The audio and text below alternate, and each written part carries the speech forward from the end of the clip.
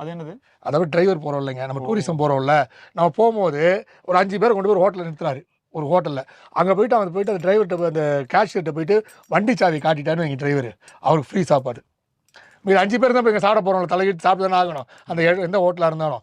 So அந்த bill டிரைவருக்கு ஃப்ரீன்றனாலே பல ஹோட்டலில் இருக்குது டூரிசம் டிரைவரே அப்படி தான் வண்டியை நிறுத்துறாங்கன்ற செய்தி இருக்குதுங்க. எனக்கு என்னன்னா, ஒரு டீ 25 ரூபாய்க்கு விற்கிறத பொங்கி எழுந்து அவர் கேட்டார்ல, உனக்கு கிடைக்கிற டீனால நான் ஏன் 25 ரூபா டீ தரணும்னு கேட்டார்ல. ஆமாம், இந்த வாக்குறுதிகளாக விலையில்லா சில விஷயங்களை கொடுத்துருக்காங்களே, இதையும் நாங்க அப்படியே உள்ளார்ந்த ஒரு சுயமரியாதையோட மக்கள் கேட்டாங்கன்னா, யாரை கேட்பீங்க? 5 லட்சம் கோடி ரூபாய் கடன் வந்திருக்காரு.